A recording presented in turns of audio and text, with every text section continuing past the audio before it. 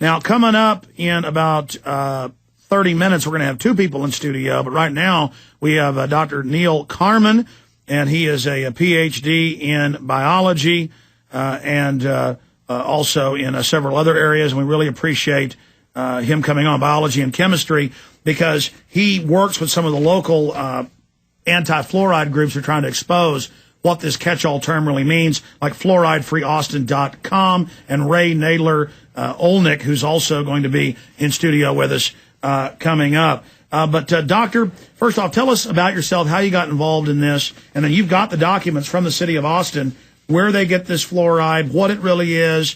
There's thousands of government reports. I've had top EPA scientists themselves. The majority of them have signed letters saying, please take this out. It's deadly. They know it gives bone cancer, especially men. I mean, I could sit here and rant and rave that it calcifies in all the organs, but I mean, you're a PhD in mainly plant biology, but you also study what's happening with mammals as well, and can really speak to this. So it's great to have you here with us, Doc. Thank you, Alex. You bet. Well, the concerns I have is I worked in laboratories for a long time, and it's well known that fluoride is a very toxic substance. It's been known since about 1900 that fluorine in various forms, whether it's an industrial chemical, such as they're adding to the Austin's water supply, or even some naturally occurring fluorides have a certain degree of toxicity to humans, animals, and plants. And so this has been known worldwide for a long time. There's actually a journal, Fluoride, that is devoted to the toxicology and the health problems worldwide that different cultures have with naturally occurring fluorides. But we also have industrial fluorides that are produced to use in the refining industry to make high-octane gasoline. And the cracking of the oil? Yes, and those facilities, when they use fluoride rather than, they use hydrofluoric acid rather than sulfuric acid, it is the worst case accidental release scenario from those types of facilities. It's used in the computer industry to etch silicon chips, because it eats hydrofluoric acid, in this case, will actually eat glass. It eats concrete. It's a very corrosive acidic material. And so the reason I'm very concerned about the city of Austin and many other cities in the U.S. adding fluoride to the water is because they are adding an industrial hazardous waste byproduct of the phosphate fertilizer industry, and much of it comes from Florida, where they do strip mining for the phosphate rock, and fluorine is a very common element in the environment. It's more common than carbon, so there is a lot of fluorine out there. But in the process of mining and processing this phosphate rock to make phosphate fertilizer, they must remove the fluoride because it would be harmful. It would kill the crops if they left it in their phosphate fertilizers. So they remove it, and they have wet scrubbers in several of these fertilizer manufacturing plants in Florida, and then they produced a waste with this fluoride in it. And the product that the city buys from a chemical company in Florida that gets it from these phosphate fertilizer plants is hydrofluorosilicic acid. Okay, and we're going to go over what that is, because I've had other scientists and doctors on, and it was that famous dentist who got Canada 20 years ago fluoridated, and then he went, oh my God, I thought this was calcium fluoride, which a little bit of it is good for you. No, this isn't even sodium fluoride. This is a catch-all for a whole bunch of toxic waste they just dump, and it goes back, of course, for those that don't know, the Manhattan Project, they first had to secretly, because they didn't want spies being able to tell what they were doing by what was being shipped out, so they started in Tennessee and other areas dumping the different fluoride byproducts from purifying the uranium into the rivers. And they found, hey, we can do this, and it doesn't kill all the fish right away if we don't make it obvious. So they said, what do we do with all this toxic waste of aluminum, fertilizer, uranium, plutonium purification? We'll put it in the water. Just like depleted uranium, they had all this left over from the nuclear industry. So they said, we'll make it a weapons system, and we'll just say it's good for you and not a problem. And so now they're even putting it in construction materials. So what they're doing is dosing poison out, kind of like our ancestors 5,000 years ago would just dump toxic waste right in the river and let somebody handle it downstream. Now they put it directly into the water. But listen, I'm not a chemist. I'm not a degreed scientist, biologist like you are in chemistry and biology. But I know this. When it rains on my yard, the grass goes crazy and turns bright green. The plants are happy. When it's a drought and I've got to water plants myself, the grass turns yellow. They don't even like water hose, city water. So I'm no scientist, but I know, and any gardener I know says collect rainwater, whatever, don't water your plants with it. If I put a goldfish in tap water, it will die by the next day. So I've got to put chemicals in it or get a purified water to put my kids' goldfish in. So why am I drinking it? Well, a fluoride is being added to the water out of this claim from the 1940s and the 1950s that's really based on bad science, that it would help children primarily prevent tooth decay as they're developing. But they knew there was a trade-off, and that is that about 10% of the children would develop a condition known as dental fluorosis, which is a staining, a brown discoloration of the teeth that is not very attractive. And plus bone fractures? Bone fractures, yes, because fluoride, actually the fluorine will replace calcium in the bones. So you get the bones becoming more brittle, and it can aggravate people with osteoarthritis. And this isn't debated, it's all admitted. So when I interrupted you, and I want to get back into that, Doc, you started getting into what the chemical is they're putting, what this catch-all term is, and then tell us about this particular document I want to give people a close-up of you got from the city of Austin. Yes, we have a contract information and also a copy of the material safety data sheet, and there's one from Mosaic, which is the manufacturer of the chemical, and then also it's actually sold through a kind of a front company called Lucier Chemical Industries in Florida. But they admit to the city, and the city told us yesterday that they get it from Mosaic. Mosaic is a merger of Cargill and IMC Global, which both operate large phosphate fertilizer manufacturing plants and do the strip mining of the phosphate rock in Florida. And this is just distillate crap they'd have to pay to store in the desert. Instead, they give it to us. Well, it's actually classified by the Environmental Protection Agency as a hazardous industrial waste that they can't put into the water or the rivers because it would be too toxic. They're not supposed to dump it on the land. They can't put it into the air because it's so harmful. And so they sell it to the cities to put in small amounts, they claim. And by the way, other scientists I've had on have made the point, fluoride in its different permutations is one of the hardest things to get through, to filter, to stop, and that it, in the aggregate, builds up in your yard, in your body, in your house. This is hellish. It's a bioaccumulative poison. Oh, that's the word, yes. Bioaccumulates. And so this is one of the things that the city and other municipalities around the country don't take into account, is that fluoride is bioaccumulative. But this is a toxic industrial waste that the public in the U.S. is not aware is being added to the water supply compared to the natural fluoride mineral salts that are in the water, but at lower concentrations. And by the way, it says on here for the workers dumping this in the water, don't touch this, it'll burn you, it'll kill you, it's deadly, just make sure they drink it. And it'll actually, these fluoride compounds actually will penetrate the skin. They're very toxic. Well, I mean, just studying nerve gases that the military developed, most of them are fluoride-based, so I don't understand how they're putting it in our water. Well, that was kind of, it's bad science, it's whatever you want to call it, but there's no epidemiological studies where you've had a fluoridated community on these specific industrial waste products where they've looked for possible health effects. But 3 years ago at the Harvard Medical School, 4 researchers published a paper in a journal on cancer in which they compared they found higher levels of bone cancer, osteosarcoma, a rare type of cancer, in boys 7 to 8 years of age in a fluoridated community compared to a non-fluoride drinking community. So they found that there was elevated rates of osteosarcoma, and the study has some limitations because they looked at a small group of people. But there's a whole bunch of studies around the world. Yes, We know that fluoride is extremely toxic, and there's definitely concerns that it is a human cancer-causing. Well, have you heard the new thing? They're now saying mercury's good for you because it's coming out that it's in half the corn syrup. That's Washington Post. It's coming out that it's in many products. So the new spin is that mercury's actually good for you. I'm not kidding. Guys, go to YouTube and Google news says mercury good for you. I'm going to play that off Local News Austin because I don't want the doc to think I'm making this up. You're going to see Fred Cantu tell you that mercury's good for you here in just a moment. But please continue.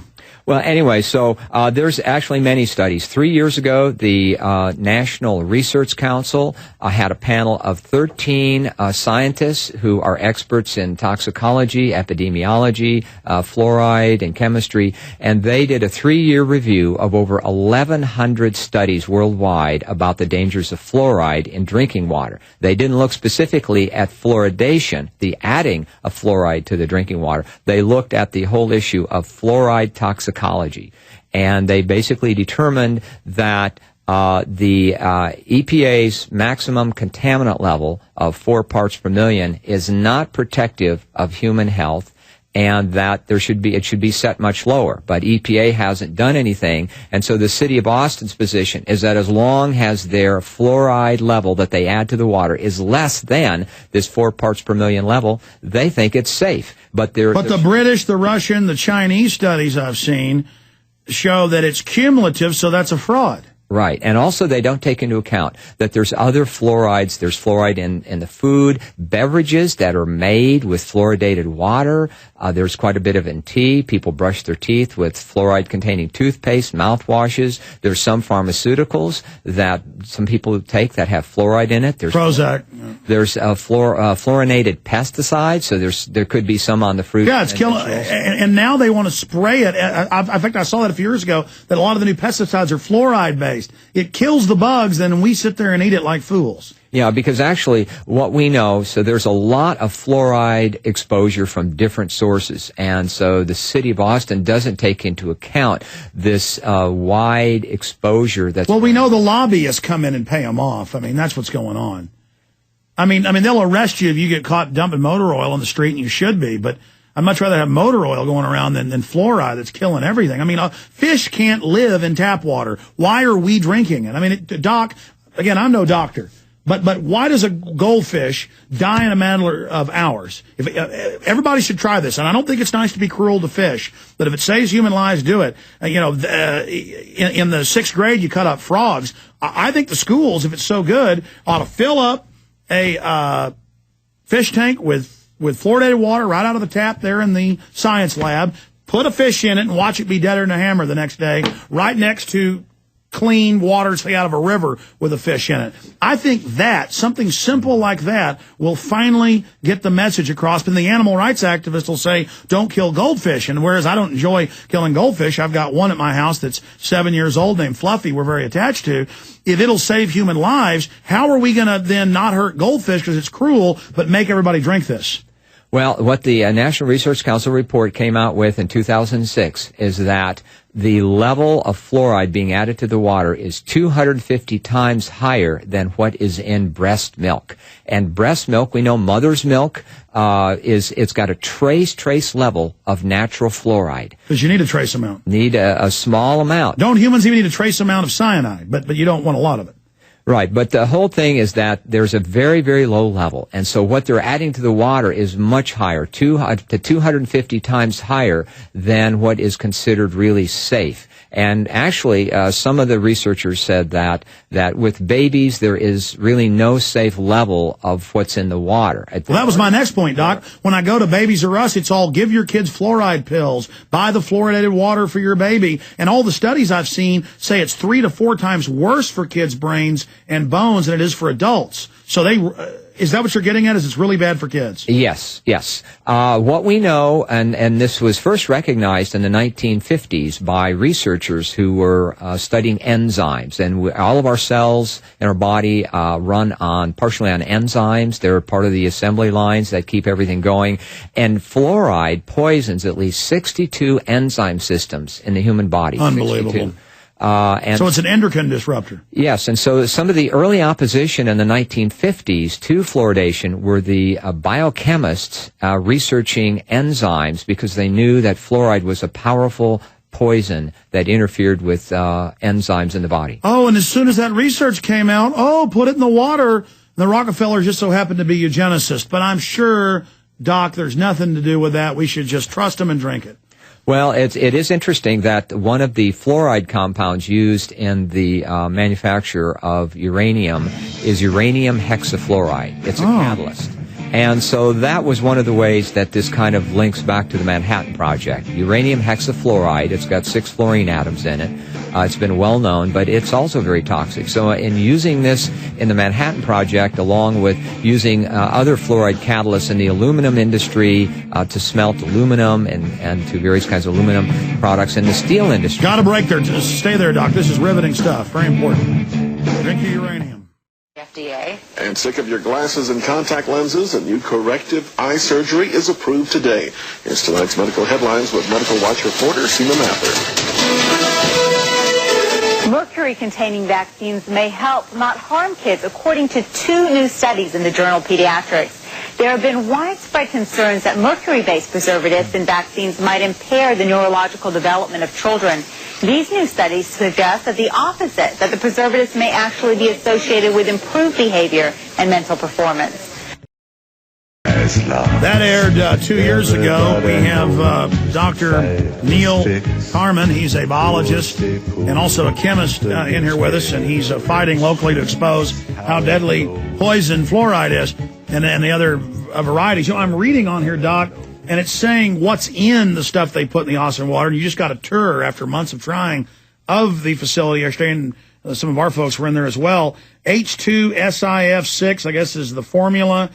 Hydrofluorosic acid, but then that itself, I'm told, is a bunch of different things. Right. It's only one of the compounds. There's actually 3 forms of fluorine in there. There's the hydrofluorosilicic acid, which is the primary fluoride the city is seeking. There's also some elemental fluorine, and there's hydrofluoric acid, and then there's heavy metals, lead, cadmium, chromium, beryllium, barium, and then there could be other trace impurities. And one of the concerns I have, based upon what the EPA says about the phosphate rock in Florida, is it's known to contain radionuclides, including uranium and thorium. That's on the... Well, that's where they mine it, is out of the... phosphate rock. Yeah. There's a huge deposits of phosphate rock in Florida, and it has a lot of impurities in it. Fluorine is just one of the impurities, but there's also... And they don't even purify this. That's what the other doctors have said, and the EPA people I've had on admit that they call it fluoride. Oh, we fluoridate, but really they just take the toxic waste of all these industries and just put it in our water. Well, the city claimed to us that there is some kind of distillation or filtration, but they don't, they haven't supplied any documents as to what that is. I know that the company they buy it from, it basically is just kind of like a warehouse to, store the chemicals and sell them, Lucier Chemicals. But Mosaic, I don't know what they do, but it's possible that it's just basically directly sold. It's brought here in a large tanker truck. And they declared national security. We wanted to get cameras in, and they wouldn't let us have cameras, saying national security. And I guess it is national security to give us this toxic chemical. Well, their issue with that, Alex, is that you've got this drinking water supply for the whole city of Austin. Somebody might put poison in it like them. Right. So, but what's interesting is that the fluoridation storage at the water treatment plant is in it's in a totally contained building with warnings on it because of the corrosive nature of the hydrofluorosilicic acid that they store there in 2 fiberglass tanks. Skull and crossbones. So it's a self-contained building that cost a great deal to construct and to operate this because of the hazardous nature of this chemical that they're adding to the water. Amazing. Now, coming in, you got to see that clip, because I know it sounds crazy when I say that the news is saying mercury's good for your brain. That was a national report, a local version of it. It was put out by CBS News as a press release. I also have a clip, in time I'm not going to play it, saying lead is good for children on MSNBC. Doctor, does that sound normal to you? No, because basically there's different pediatricians who have done research in the U.S. on lead, and people like Dr. Phil Landrigan, who was here in Austin 2 months ago, say there is no safe level of lead exposure to. What about mercury, though? And mercury is also highly toxic, so... I mean, that's vitamin M. We'll be right back in 60 seconds. Waging war on corruption. Alex Jones on the GCN Radio Network.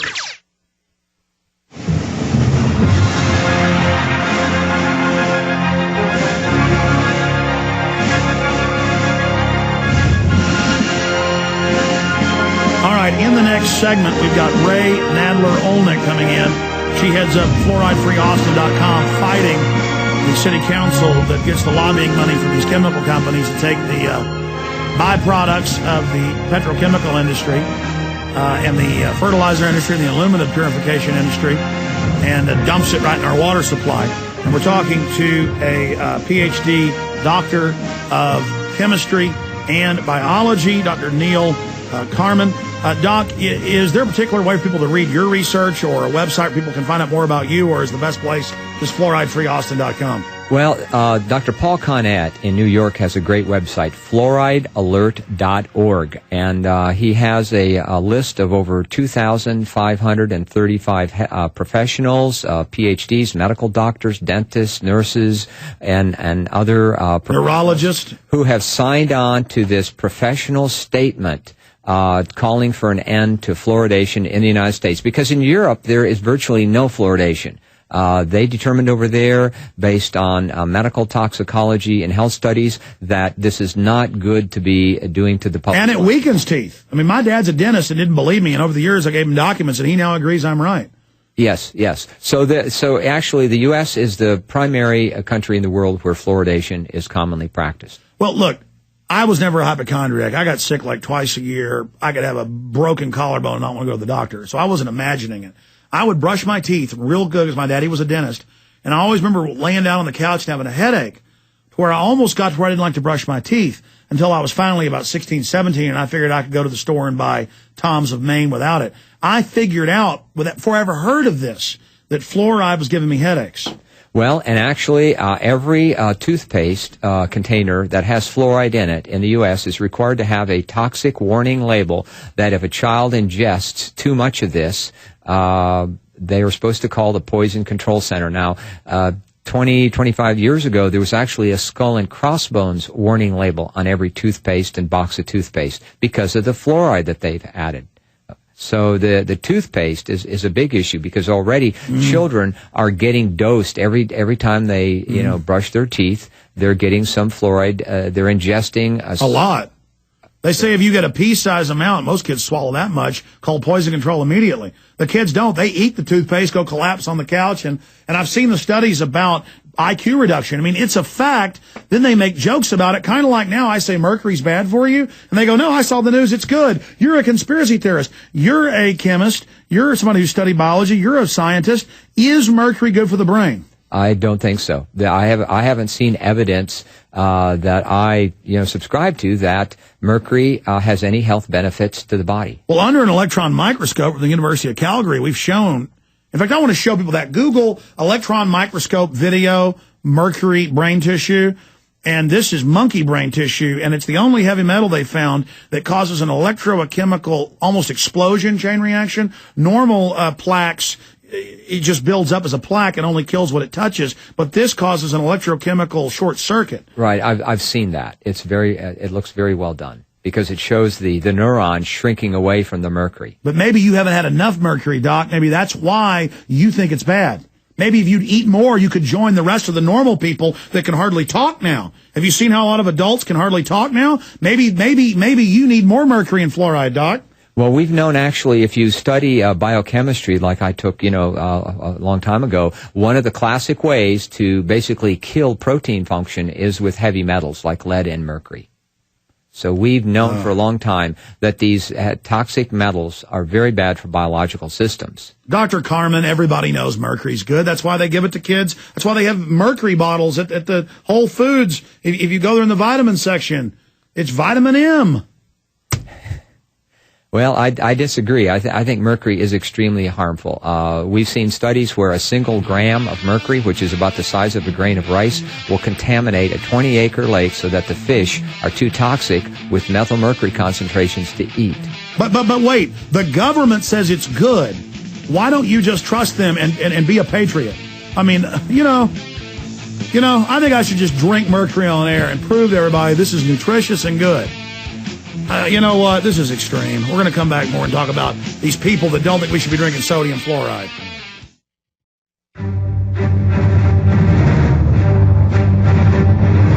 Big Brother, mainstream media, government cover-ups.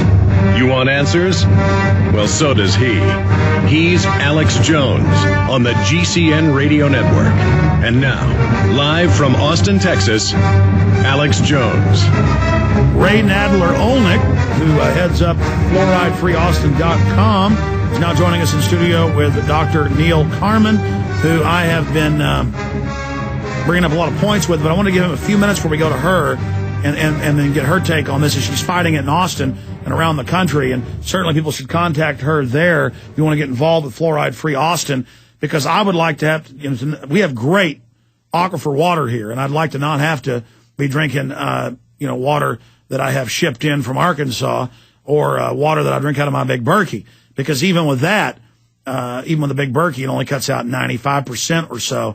That's why we now use the Acola Blue. And speak of the devil, I had them set up for a 5-minute interview weeks ago, not knowing it coincided right for when they were on. So it's not being done on purpose where I'm here exposing fluoride and then talking about the one way to make sure you're not drinking it, atmospheric water generators. So that's coming up in a moment. But, sir, you were talking about Google Earth during the break and zooming in on these mines where the byproduct are all these different things, not just the fluoride type chemicals that are being put in our water supply and other points that need to be made. Yes, there's a county in Florida where a group of these plants that Mosaic and several other companies operate. It's Polk County, near the cities, small cities called, one is Bartow and also Mulberry. And right around those cities, you see these large strip mining operations for the phosphate rock, and that's where the phosphate fertilizer manufacturing plants are located. And then you can also see large waste piles of the phosphogypsum that's too contaminated with the radionuclides, uranium and thorium they don't know what to do with it. The state of Florida, the EPA, these companies, it's too toxic to sell anywhere. But you can go on Google Earth and see these large strip mining operations and huge waste piles. I mean, it looks like small mountains, literally, of the phosphogypsum waste. And that's where this waste product, this industrial hazardous waste containing fluoride, is coming from these manufacturing plants. So we shouldn't say they're putting fluoride in our water. That's a cover term. That's bad enough. They're putting the toxic waste in our water. Right. I mean, this is not naturally occurring fluoride. This is an industrial, toxic, fluoride waste product from, the phosphate fertilizer, manufacturing sector. There's a few other industries where they generate some fluorides as well, from, copper smelting and aluminum smelting and the steel industry. So there can be other sources of this fluoride as well. Amazing. What do we do about this? You guys did a tour there. We heard about it and kind of came in under your wing. We appreciate you guys contacting us and the work you're doing. If we just get more Austinites or more people listening in upstate New York or Chicago or California right now, we have listeners all over the country. We have over 80 affiliates, XM Radio listening right now. This is really toxic waste. You guys are fighting if more people would stand up. The majority of the EPA scientists I know signed letters. We've had their head on saying this is toxic waste. The government doesn't like this. The people that actually work in the government know it's bad. How do we end this? And then tell us about the tour, and we'll get some comments from Rae Nadler-Olenick. Rae? Rae has been speaking to the city council, so she should talk about that. Yeah, tell us about solutions. Yes, actually, my idea came from you. Oh, really? Well, for spurring people to take it. I didn't know that. It partly came from Joyce Raleigh, and it partly came earlier from circumstances, which we can go back to if you want. But basically the idea of fluoride had entered my mind. I had heard you talking about it more and more on the radio, and I listened to you every day. Oh, I didn't know that. Well, faithfully. And one day last fall, a man called in from another state. I think it was Pennsylvania. He was not a Texan, and he said, I've been trying to wake the people up around me to fluoride, and they just aren't listening to me. They dismiss it. They shrug it off. What should I do? And you said, among other things, you said, get active, go to City Hall, become known as the guy who talks about fluoride every week. And you had other suggestions too, like start a radio program, advertise filters, water filters, and as a way to fund yourself. But exactly, that way you're helping people and funding yourself. It's symbiotic. But it is. But what really struck me was, bingo, I can do that. I have the time flexibility to do that. And I studied. I was a total political virgin. I will have to say I have never lifted a finger in activism before, although I have given money to all my favorite broadcasters, including you. But there you go, the 600 into the valley. Oh, my gosh, yes. Yes, I studied it a little, and I came to realize that they had the citizen communication at noon when most people can't come. This is for our communications. Yeah, it used to be at night, but now they've made it so hard. Got to sign up a week before. 2 weeks. 2 weeks. Oh, now next will be 1 year. It's 2 weeks. 20 years, Bob. Yeah. Right, exactly. They don't want to hear from you. I had been under the impression it was evenings too. I guess they keep changing it. Well, this is for items that are not on the what do you call it, on the agenda. So what you do is scan the agenda. Anything on water related, you can come in. You're right. And anything that's related to the environment. Yes. Sorry, go ahead. Oh no, we have just started talking before the environmental board in a similar way. That suggestion came to me from Neil and also from Paul Robbins, who is a very well-known activist in Austin. In fact, the editor of the Austin Environmental Directory. And he had that idea, so now I'm going to be doing it not only on council meetings, but also... And what we need is more people like you. We're going to try to get that, and in fact, on this program, people who are interested will hear about it. And don't let them stop you. I mean, pretty soon they're just going to get rid of it altogether, but then you just go speak on items. You just go check each week what the agenda is. But go sign up, take your lunch off, take a bag lunch and eat it while you're driving down there, and go let these creatures know that you don't want this poison in the water. I mean, it's not our opinion. A fish can't live in it. I know that. Well, no, I know you know, but new listeners don't know. Yeah, what we were told yesterday on the tour, as Ray saw, is that all the city has to do is turn the little tap off where the hydrofluoric acid is coming out, or hydrofluorosilicic acid. And so Ray might want to point that out, too. I mean, that was quite amazing that the city said all they have to do is just turn it off and stop it. Well, there's laws against forced medication, and they say they're doing it for our teeth, and all the studies say it makes them fracture and gives you dental fluorosis. And now the American Dental Association, as you know, 2 years ago began recommending children not brush their teeth with it. I mean, even the Dental Association says it's bad, but we can't get these bastards to take it out of our water. Well, I'm sorry. They also said, the Centers for Disease Control and the American Dental Association, that fluoridated water should not be used to make up infant formula. So mothers haven't been warned. They didn't really make that widely public. Well, it's your activities and everybody else taking action. We're having victories here. But I'm going to shut up because we got a guest popping in with you on the same subject in the next segment, and we're going to keep you till 40 after. Then Gary Tallis been vindicated, 9/11 truther, been slandered by Fox News is coming on, but that's a separate issue at the end of the show. Tell us about what happened at this tour. My guys were there, but they had to turn their cameras off for national security. Tell us how you got in, what happened, how important this was. Well, a month ago I decided that it would be a good idea to request a tour from the city, so they agreed, and then I said that other people would like to join the tour. I thought it would be a great educational opportunity for people to see how the water purification plant works for the city and where they're adding the fluoride, and to hear this straight from them.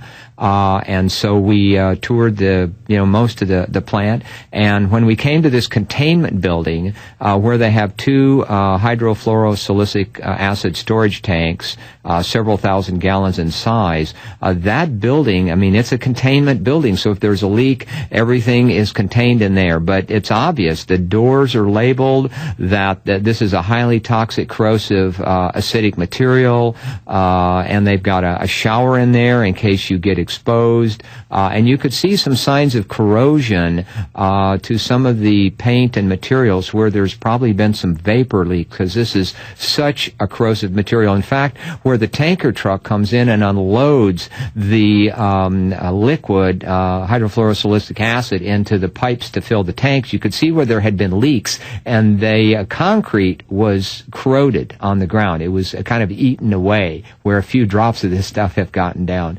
So, and on all the lines that the city has there, the lines containing this chemical are all specially colored and labeled that this has fluoride in it. Well, I just want to point out that we drilled the well on our family property in East Texas into the Keachai level. That's 600 feet down. It's a little aquifer. And I have family that runs the local water district. They work there. And, you know, they're at the plant. It's actually it's my uncle's wife's brother. But the point is, he said it's the purest, best water, aquifer water. And they make them add all these chemicals under federal law. He thought it was some mandate. But the issue is Austin has great aquifer water. There's no reason to be doing any of this, adding chlorine, any of it. I mean, that's a whole nother subject. I mean, if you've got aquifer water and you're not drinking out of some toxic reservoir that's got sewage in it, like Dallas or something, why on earth would you put anything in the best water there is?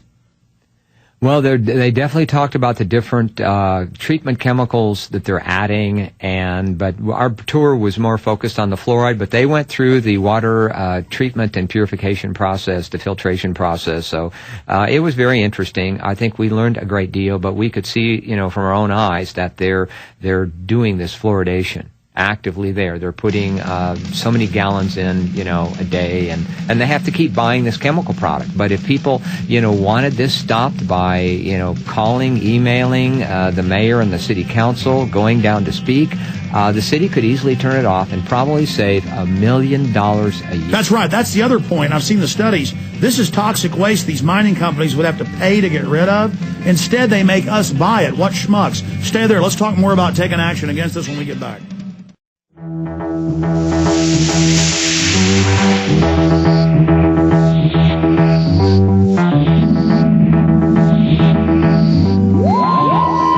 Coming up, I'm going to engage in a big news blitz, an acquittal in Laura Bush case, heckling case, United Press International.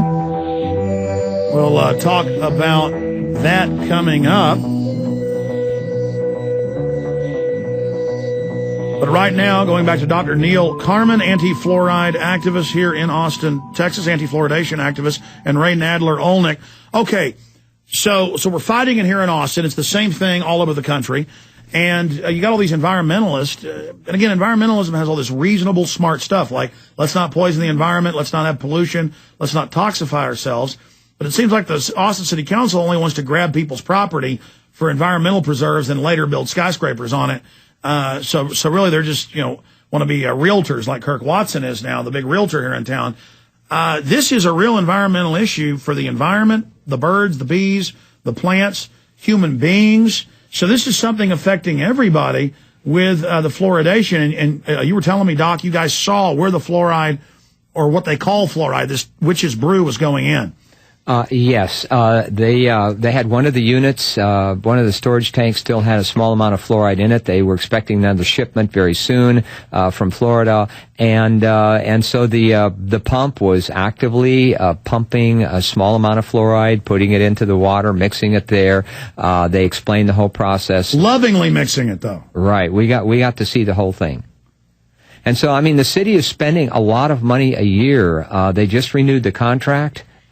Yes. The city had a contract of which I had the cover page, but I didn't have the entire contract. And I was getting information off of the cover page, which gave some summaries. They had a contract that was set to run from March 08 through March 2010 with 3 optional 1-year extensions.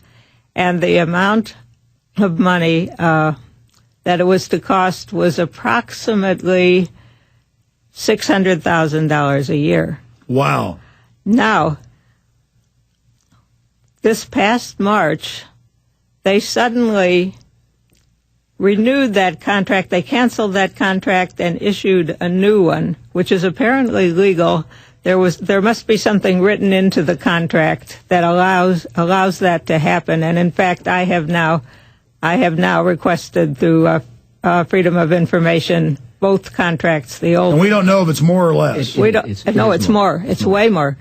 What they did, they issued a new one for an amount of approximately $700,000 for this one. This one runs from 2009 to 2011, and is that $700,000 a year or over a year?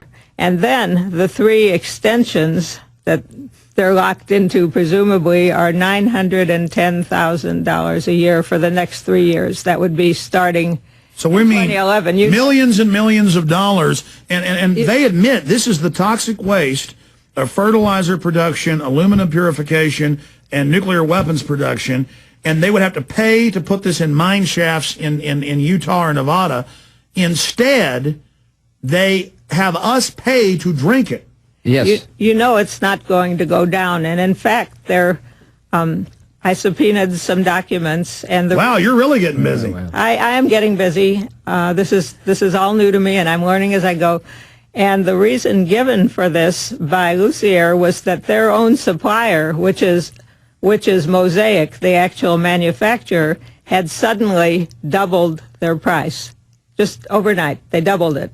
So Lucier was kindly going to pass on a little less of that cost. They wanted an increase in 37%. So everybody else is losing their jobs or taking pay cuts.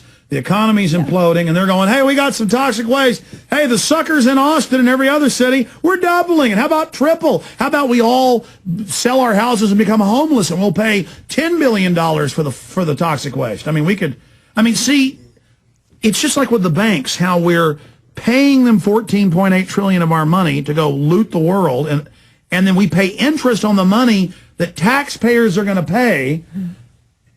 I mean, who comes up with these diabolical frauds? Well, and we don't even know the total cost of the program. That's just the chemical purchasing cost from the company in Florida for the toxic industrial fertilizer waste. But there's got to be some... The building, the storage, the shipping, the insurance. Maintenance, and so forth, yes. It has to be very expensive. I mean, we figure it's got to be over $1 million a year. This is some estimates we've seen from other cities around the country where the cost of the chemical is maybe 50 to 60%. Then these corrosive chemicals eat up your pumps and equipment, pipes. So they got to have insurance policies. Right. And the workers have to be very careful. So that was the reason why recently the city of Elgin, which is just northeast of Austin on 290, voted not to continue fluoridation anymore, and so did Alamo Heights on the north side of San Antonio. Well, yeah, that's the point I was going to make. San Antonio anti-fluoride group has really been one of the biggest in the country. And in closing, we are having victories. We can affect change if people get involved and point out what a ridiculous fraud this is. Yeah, there's actually a list of over 212 U.S. cities that have now shot down fluoridation, artificial water fluoridation. There is a lot of money on the other side, and that is really the sum and substance of it, and people are deep, deep in denial. For instance, the CDC, who can advise against giving fluoride to infants and at the same time insist vehemently that it's one of the 10 greatest public health measures of the 20th century. That's what I was going to say. How can they say don't give it to infants, it hurts their brains and bone development? That's admitted now, official government. But then when you go in the store, it's give fluoride to your kids. I mean, it's not just that they don't care and are making money. There's a very sick agenda here. Oh, yeah. Because we know the neurological effects it has. That's a fact. And, you know, they can make all the Dr. Strangeloves they want making fun of us. I have the reports from major universities, we've read them on air, where they knew the University of Texas in the 30s had studies on fluoride and its effects on the brain. And so, in fact, when you search them, some of the first you find is German studies and U.S. studies at the University of Texas. I don't know if you've seen those, Doc, but it's amazing. Right. Well, it's because fluorine as or fluoride compounds as a flux for smelting was very, very important to the war effort. Steel and aluminum and uranium all require large amounts of calcium fluoride or sodium fluoride in their process. And it's cost prohibitive to store it in toxic dumps, so make people drink it. And it makes them sit down and shut up. Well, they wind up producing a lot of fluoride waste products, and the workers were being harmed. Some of them were actually dying, neighbors. So there were lawsuits being filed in the 1940s. Tennessee. The aluminum industry, the steel industry, and governmental agencies said, well, this is a problem. We've got to quash these lawsuits. Look, I want to have you both back in the next few months as this develops, and please continue your fight. Thank you for your help. Videotape your city council confrontations, because I'm going to make a film about the whole eugenics angle as we have their documents, why they're doing this. You wonder why the public's so passive.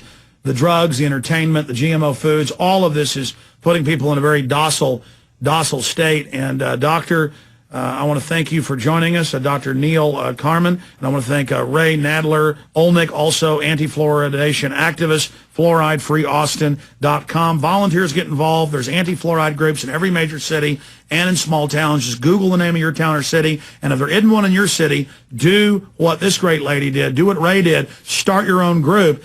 Because she's really starting to make some headway thanks to people that she's collaborating with, like you, Doctor. So okay. I commend you both, and God bless you.